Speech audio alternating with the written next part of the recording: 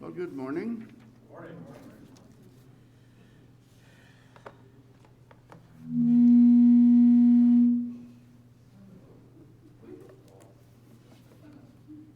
It's still a good morning. Good morning. Sure it is. What are you doing here, Wayne? The Democrats are using the library there, and they gave it to them instead of us, and so that's what happened. Well, let me tell you something. You're most welcome to be here. All right, Wayne's normally, as you know, out in Fernley. So, we are in Genesis chapter 9, verse 18. We've been with this matter of covenant. God made a covenant. Everybody's out of the ark now, and everything is out of the ark. They have had an offering, a burnt offering, and God said this about covenants. He says, my covenant with you. And then he says, my covenant with you. Then he says, the covenant which I am making between me and you. And then a covenant between me and the earth. And then in verse 15, I will remember my covenant which is between me and you. But he's not done. This covenant thing is it's important to God, and we are the beneficiaries of this wonderful covenant. So in verse 16, he says, the everlasting covenant. So it isn't a covenant that's good for the weak or good for this generation, or it's just an everlasting covenant. And then in verse 17, the last time he says this, it says, this is the sign of the covenant which I have established between me and all the flesh that is on the earth. And that's the rainbow. And so when we see the rainbow, all of this about covenant here, that's what God is bringing to our remembrance. So now we get to verse 18. Verse 18 and 19 are two go-between verses to get to what's going to happen in verse 20. And it's kind of between, all right, God made this covenant with us, and then he says, now the sons of Noah who came out of the ark were Shem and Ham and Japheth. And Ham was the father of Canaan. Why did he stick in one grandson? There's the three sons, and we'd expect to see those. And if I don't know if you've noticed or not, but what order does he put them in? You can pick one. He just one order, then another. It would confuse you if you were looking at it as the first one is the eldest, the second one is middle child, and the last one would be the kid. But he varies them. And it also, it doesn't vary so much between translations, but we just note this here in verse 18, and especially, and Ham was the father of Canaan. Now, verse 19, these three were the sons of Noah, and from these the whole earth was populated. We haven't gotten to the confusion of tongues that actually spread people around. But this word populated, if you get into it, and what does that word populate really mean, and what is the root of it? It's scattered. And so the people were scattered. And it was from these three that was the core, and they scattered. They populated. Okay, we got that much. Verse 20. Then Noah began farming, planted a vineyard. So far, so good. He drank of the wine and became drunk. You don't agree?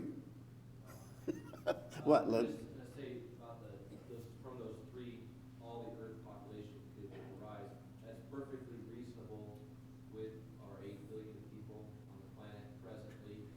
And if evolution were true, that the human race appeared, several billion years ago, there would not be, there would be way too many people for that.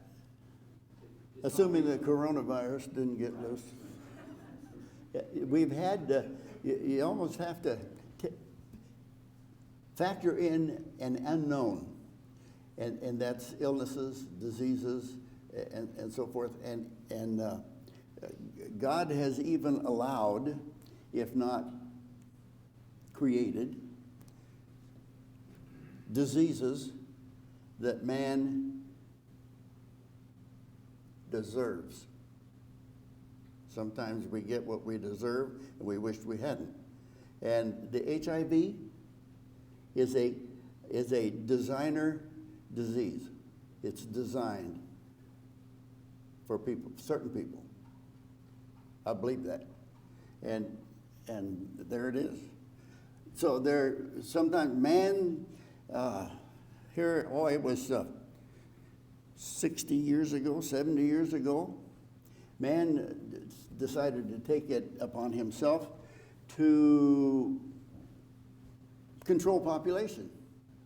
And so we had a nice get-together, and we call it World War II. How many millions of people died in World War II? Had that not happened, what would the population be today? Well, the Jewish population would be somewhat enhanced. Unfortunately, that event took place. This country lost millions. And so on it goes. So there's this population thing, and I can only say this about the world's population. God is in control. And so we have what we have, and you're bringing up the timeline and the years and however many there were. Had there been millions of years, I hate to even contemplate that. I don't think even the science fiction writers could come up with something that would cover it. So fortunately, it hasn't been that long, and we're in a young earth, and we appreciate it. Okay. Noah began farming and planted a vineyard. He drank of the wine and became drunk, and the first thing he did, it says here, uncovered himself inside his tent.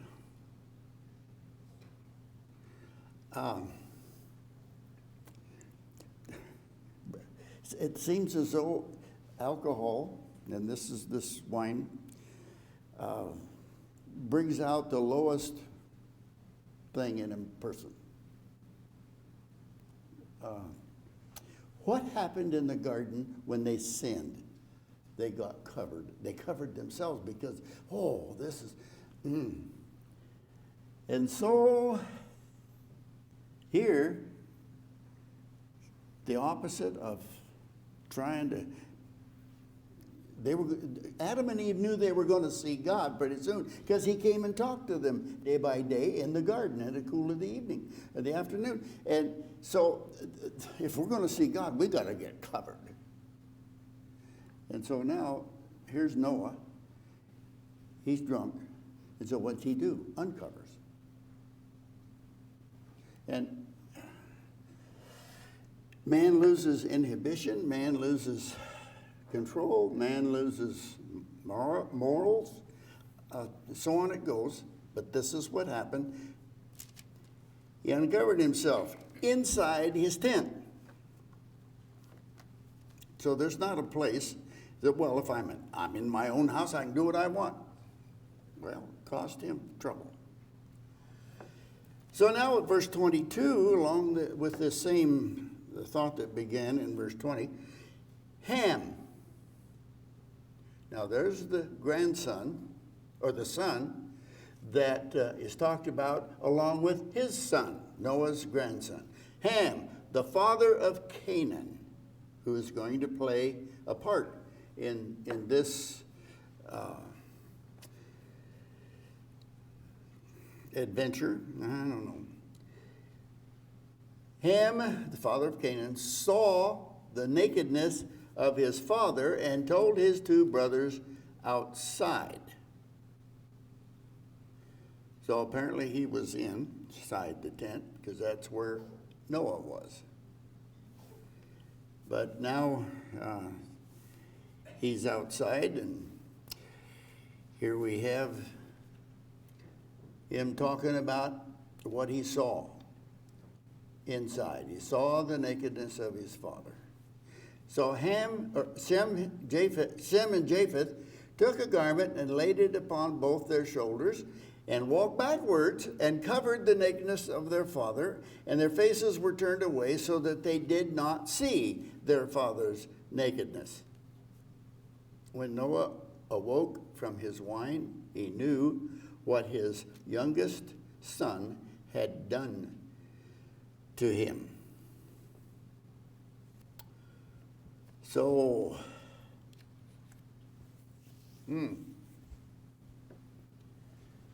it leaves you with, because of the rest of the chapter, well, most of it, like verse 25, so he, Noah, said, "Cursed be Canaan." Canaan. Maybe I'll just read a little bit more here. So Shem and Japheth covered their father and did not see his nakedness. When Noah awoke from his wine, he knew what the youngest son had done to him.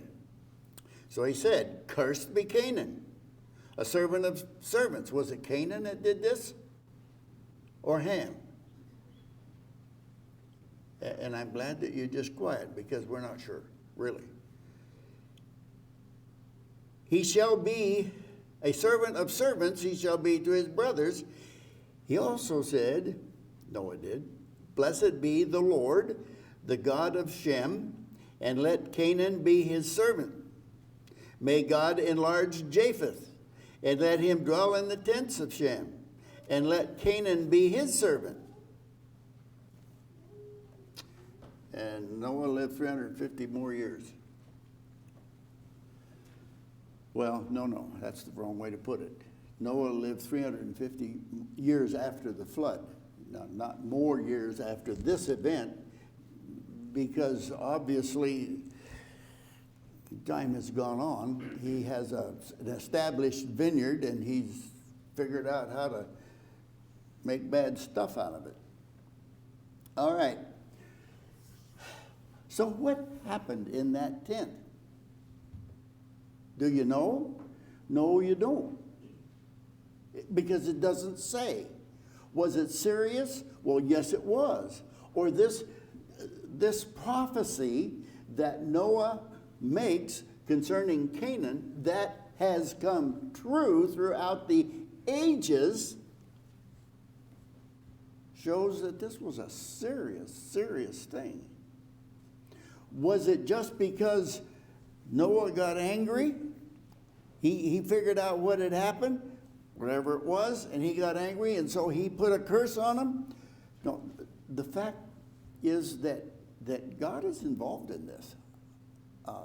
To show man this seriousness of things when it comes to grandpa or father, mother, relatives like this, it shows that there's a way we are to conduct ourselves and a way we are to absolutely for sure avoid. And it all starts back with the wine. Okay. I have a paragraph that I copied down, and it gives you something. And Ham, the father of Canaan.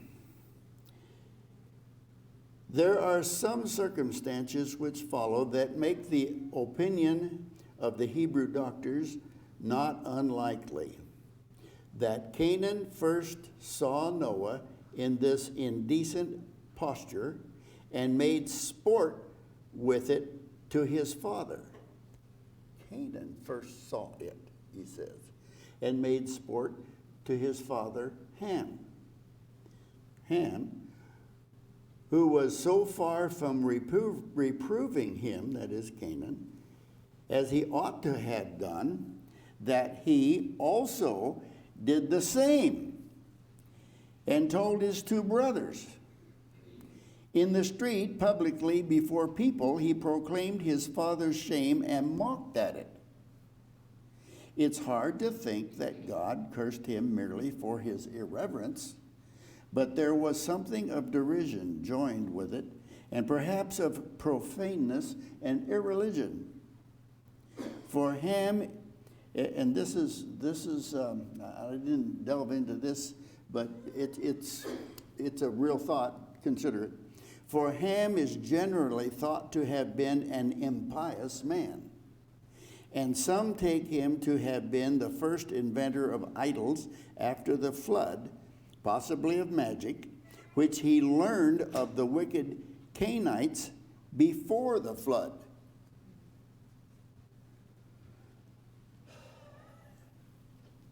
There's one other take on it, but that gives you an idea of what it could have been. And I read other things. Some of them were absolutely vulgar and lewd, and others were basically kind of innocent. And the commentator put out the thought that maybe Noah just kind of overreacted. So you have those and everything in between. So there you go. And whatever it was serious, and it all came about because Noah messed up. Now, think of Noah. He says, but Noah found favor in the eyes of the Lord. That's verse 8. And then these are the records of the generations of Noah. Noah was a righteous man, blameless in his time. Noah walked with God. That's what was said of Noah. And now we find him laying in his tent, naked and drunk. How long was this after the flood? One guess that has a little bit of credence to it is 100 years. Could have been that long easily. Because we're talking about, see, Ham, Shem, and Japheth left the ark, and now Ham has a child that's a grown man, and so on. Canaan. These commentators, what are they going on? Well, they kind of come off the same thing I would if I was to write this. Well, let me think. And that's about it. It seems like all the time I've grown up as a Christian, one thing I always learned, you speak where the Bible speaks, and you're silent when the Bible is silent. And this is the kind of stuff that gets mankind in trouble when we start speculating. Yeah, if you take the speculation and begin to make it fact, that's where you get in trouble. See, I've given this much about this because what is said leaves you really dangling. Why? And so it gives us a little bit of something, and I try to put in here that there are these extremes about what could have happened, and it could have. John. Well, as far as the alcohol goes, Noah may be kind of blameless in that because of a couple of things.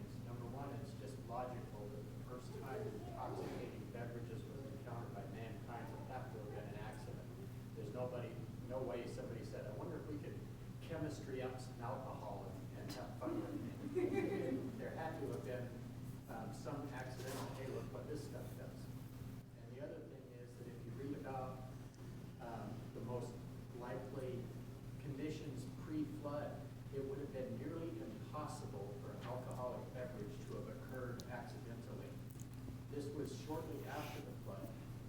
The world as it is at that point is fairly new. And so the idea that alcohol was accidentally encountered by Noah at that point is not totally outlandish. Okay, and incidentally, folks, we do take careful care of the communion stuff. It's refrigerated. Okay, not left set out for a week and try to get more people here. Okay, now with what John said, this again with the commentators brought up this thought, and this is very possible. Noah really may not have realized about this drink. Maybe he thought, well, that has kind of a tickle when it goes down. And also that Noah had never had an encounter with anything like that. No alcohol at all. And the effect of that on him would have been greatly enhanced because he wasn't used to it. He hadn't had it before, and he's not a spring chicken anymore. He was 600 years old when the flood happened, and I'm saying it's about 100 years later. He's 700 years old. Now, if any of you ever get to be 700 years old, stay away from alcohol. Even if you're a lot younger than that, do the same. Somebody over here. Oh, Bob. I look at it as Noah made a mistake, and the mistake was a sin, and it went to his children, and we had the first instance of pornography, and it has continued downhill.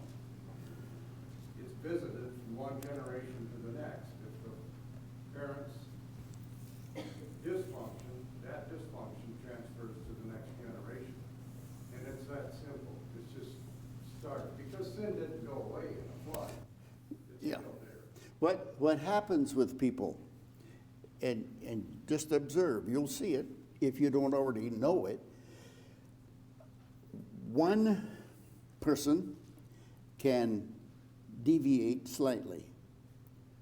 The next generation is going to go from there to here, not so slightly. And after that, it just goes downhill. This country was founded on some godly principles. A while back, I don't give you any numbers or years, we deviated slightly. A little more. And now, how long ago was the Scopes trial? 1925. I knew you'd know. 1925. 95 years ago. Now look where we are. Look at what we've got. Whoa. So Noah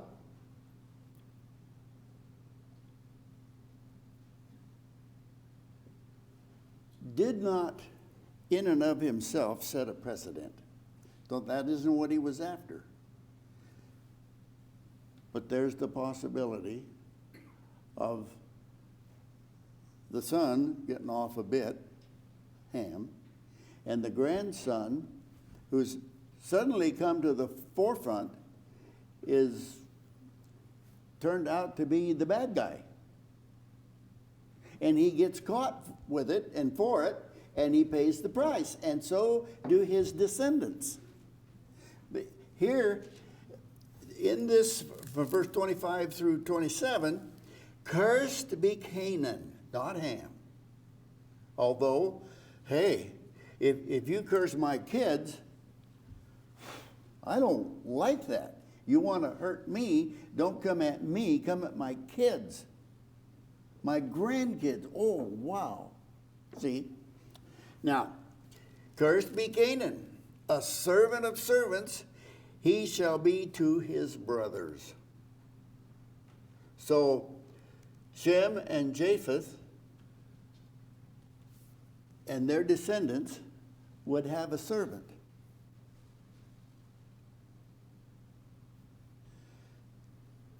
It's not to say that all of the people that descended from Cain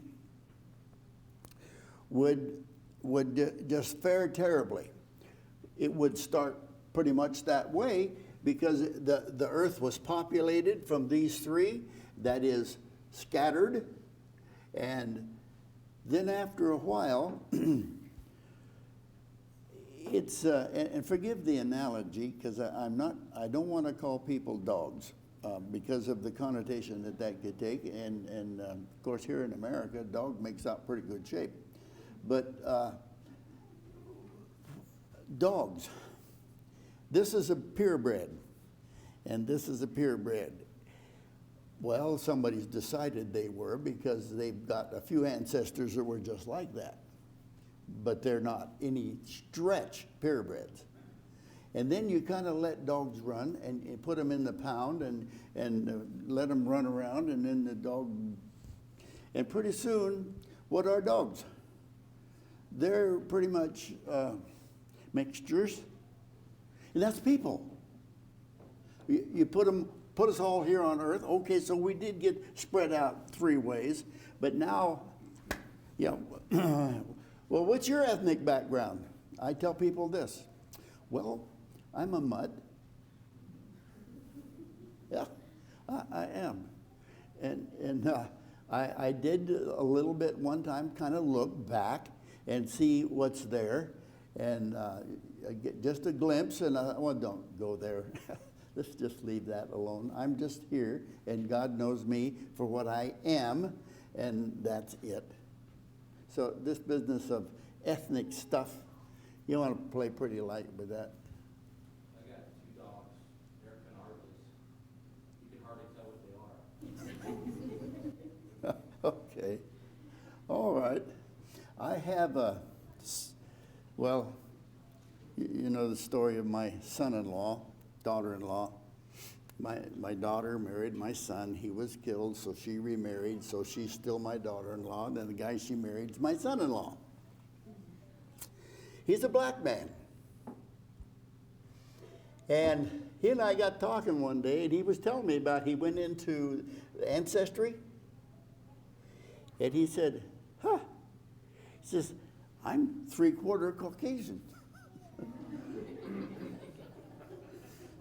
You know, and of course he's 6'3". He plays basketball well. He was a fireman, captain in the Reno Fire Department, a muscular man. And I said, well, what strain of Caucasian? And he said, Polish. You know, by this time I'm thinking, are you telling me the straight of it? And he was serious, absolutely serious. So I've got this fellow. He's Polish. His name is Roy. And sorry, Roy. You got to pronounce Roy's name right, and then you understand. Anyway. That's how it is. That is how things are. But this was what was decreed would happen. Now, there are some takes on this yet today. What's the kid's name here? Canaan. Does that ring a bell geographically? It should. Because that's it. And there, well, later we're going to get out, I think about chapter 11, we'll get into the division of where these people all went, where they scattered to. And Canaan's people went to what was given to Abraham's descendants. So Canaan's people would populate we'll call it the promised land. Maybe that'll help you understand what we're talking about. And the present day Israel, and both sides of the river, to the Mediterranean Sea, from Mount Hermon on the north to Dead Sea on the bottom, a little below. That's where they went. And then Israel came along later and made those people, either kicked them out, destroyed them, or made them subservient.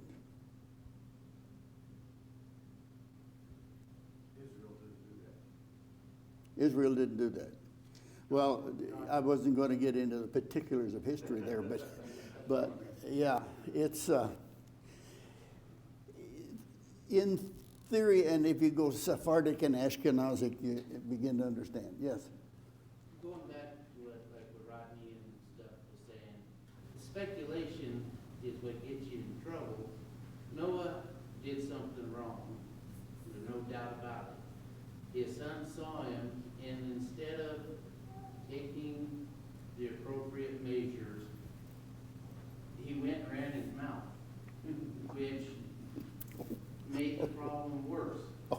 And in present day, a lot of times if we would just deal with the situation as we know it, instead of running our mouths, the problem would not go bigger than it is. And if Ham had just saw what he saw, dealt with it, and not gone and told his brethren, and they probably told somebody, and before you know it, everybody knew half of what was true. Yeah. Okay, thank you, Charles.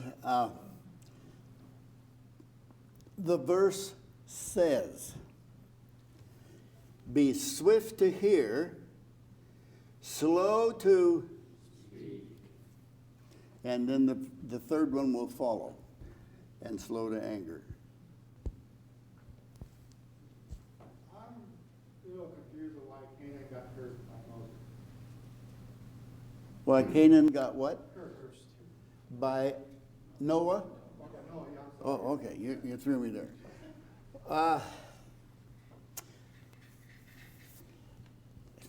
Speculation, it's all I can do. And if you don't like my speculation, then put it in the circular file. It's okay. He's not the one that's seen no nakedness. How do you know that? Because it says,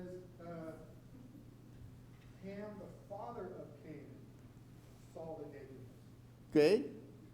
So we'll assume that Canaan saw it first, went and got his dad. This is what I read. This is the speculation that I read. Went and got dad and said, come see what I see. You won't believe this. You gotta look. And so he did. And they went out.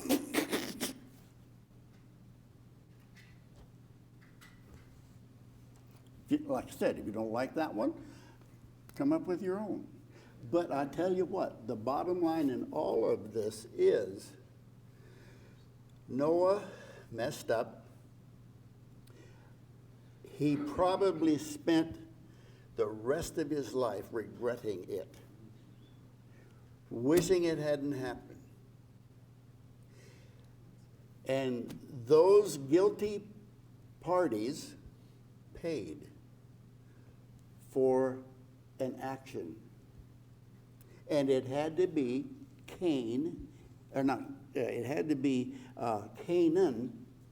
as well as his father, Ham. It could have been this that the other side that I didn't bring out too much. What happened in the land of Canaan later? How did these people turn out? Why did God want them, as he said, go in there and wipe them out? Genocide, get rid of them. Why were they that bad? If you look in Leviticus and you look in Deuteronomy, you will see the laws. The Israelites were told, when you go into the land, here are some things you absolutely cannot do. This is cursed. And I'm having you kill those people in there because they do this. and it was sexual. They would have sex with anyone or anything. Animals, yes. Beasts. So, see, that's how those people turned out.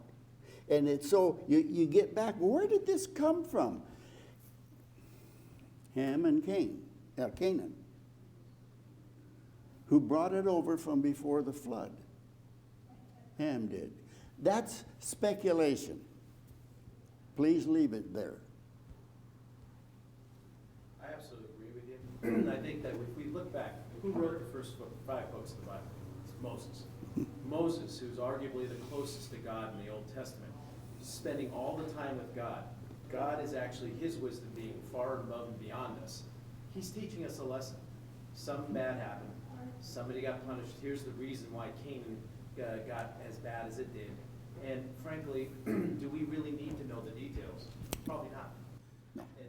I think there's a reason why he didn't put it in there. So I agree with Rod that way when you say that. So.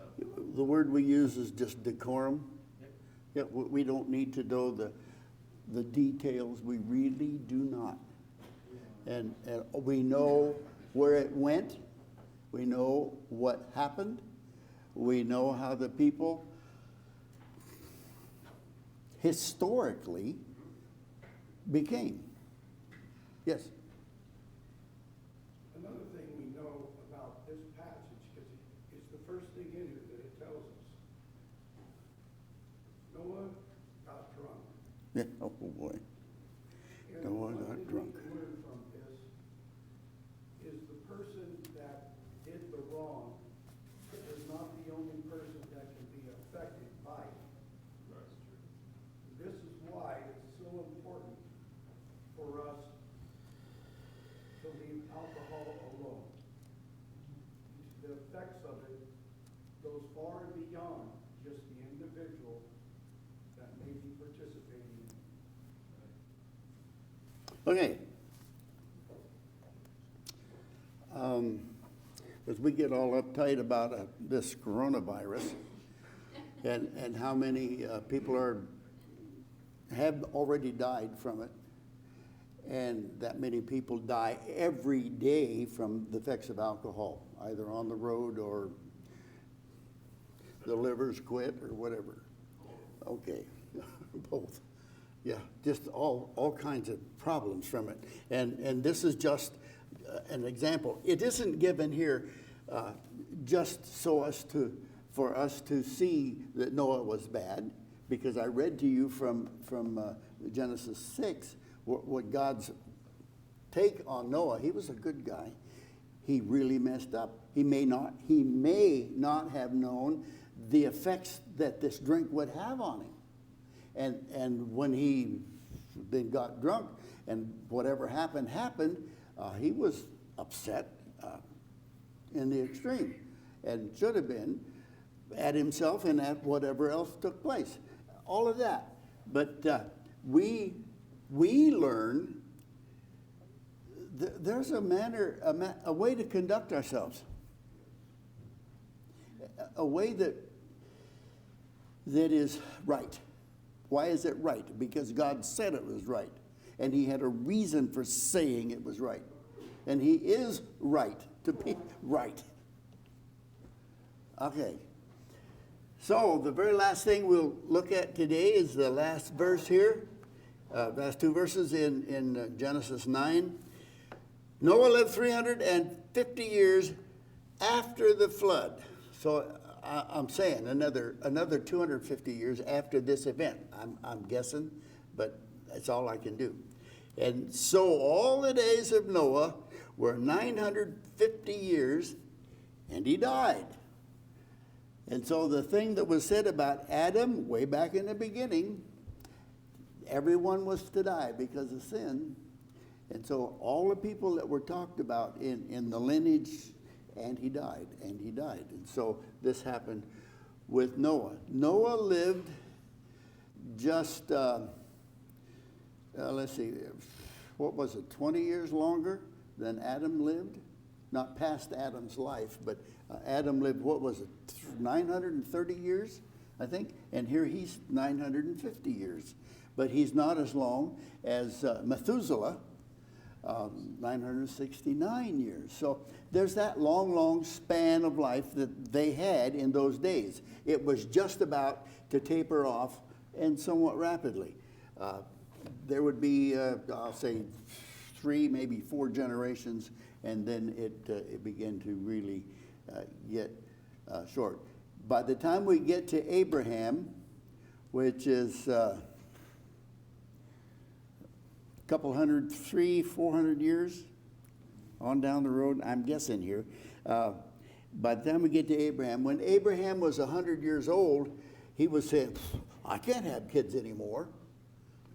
That wasn't a problem in this time. They had children, long time. Okay, I got to stop. Thank you so much for your attention this morning. God bless you.